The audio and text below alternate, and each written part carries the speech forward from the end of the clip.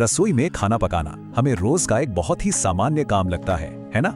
लेकिन सोचिए जरा, क्या हो अगर इसी सीधे साधे काम में एक गहरा आध्यात्मिक रहस्य और एक नैतिक जिम्मेदारी छिपी हो।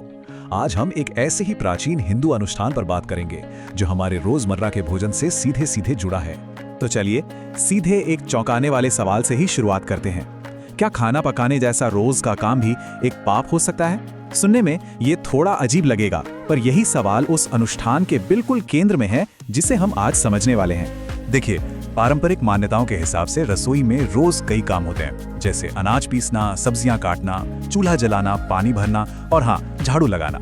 इन सब कामों से अनजाने में ही सही छोटे छोटे जीवों को नुकसान पहुंच सकता है।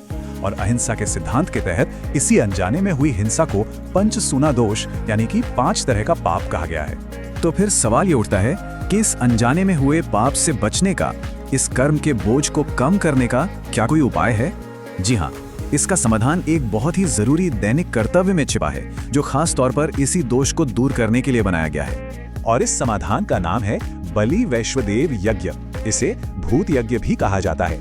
ये उन 6 नित्य कर्मों में से एक है, यानी वो जरूरी दैनिक कर्तव्य जो हर गृहस्थ के लिए धर्म का हिस्सा माने गए हैं। इसका सीधा सा मकसद है खाना पकाने के दौरान हुई किसी भी अनजानी क्षति का प्रायश्चित करना।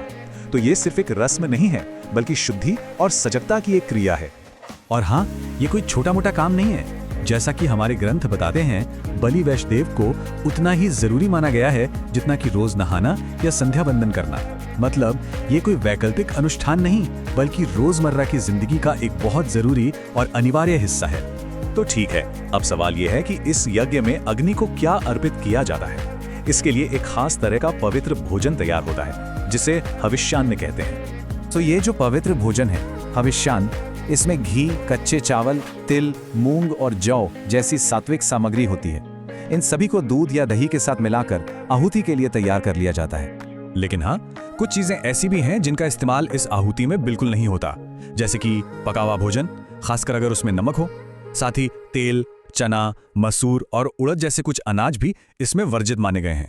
तो अब जब हम समस्या और समाधान दोनों को जान गए हैं, तो चलिए अब इस यज्ञ को करने की असल विधि को समझते हैं स्टेप बाय स्टेप।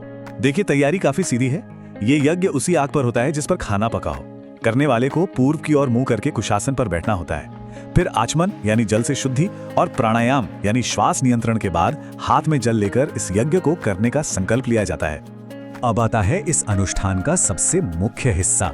इसमें कुल 5 आहुतियां जलती हुई अग्नि में दी जाती हैं। हर आहुति एक खास देवता को समर्पित होती है और एक विशेष मंत्र के साथ दी जाती है।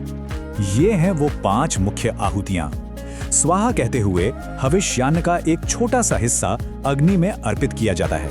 ये मंत्र दरअसल सृष्टि की अलग अलग दिव्य शक्तियों को याद करते हैं, जैसे ब्रह्म और प्रजापति, जिससे ये काम सिर्फ एक घरेलू अनुष्ठान नहीं रहता, बल्कि ब्रह्मांड के संतुलन की एक क्रिया बन जाता है।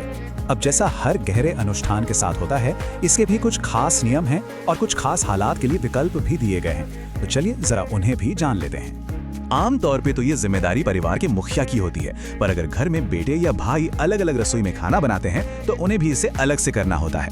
और एक खास बात यह है कि अगर घर में कोई पुरुष सदस्य मौजूद ना हो तो घर की महिला भी इस कर्तव्य को निभा सकती है। और हाँ, ये यज्ञ होने के बाद ही भगवान को भोग लगाया जाता है और फिर परिवार खाना खाता है। लेकिन एक सवाल उठता है कि अगर किसी का व्रत हो या किसी वजह से भोजन ही उपलब्ध न हो, तब क्या होगा? तो देखिए, शास्त्रों में इसका भी रास्ता बताया गया है। सामान्य दिनों में तो हविष्यान्न की आहुति दी जाती है, पर ऐसे खास हालात में सूखे मेवे, फल या सिर्फ पानी से भी यह कर्तव्य पूरा किया जा सकता है। और ये बात इस कर्तव्य की गंभीरता को और भी ज्यादा दिखाती है। संदेश बिल्कुल साफ है, हालात चाहे जैसे भी हों, ये यज्ञ इतना जरूरी है कि इसे छोड़ना नहीं चाहिए। ये हमें बताता है कि सामग्री से ज्यादा जरूरी आपकी नीयत और कर्तव्य की भावना है। और आखिर में ये पूरा विषय हमें एक बहुत गहरे सवाल पे लाकर छोड़ देता है। आज की इस सुविधाजनक दुनिया में, जहां हमारा खाना फैक्ट्रियों और डिलीवरी ऐप से आता है, ये प्राचीन अनुष्ठान हमें क्या सिखाता है?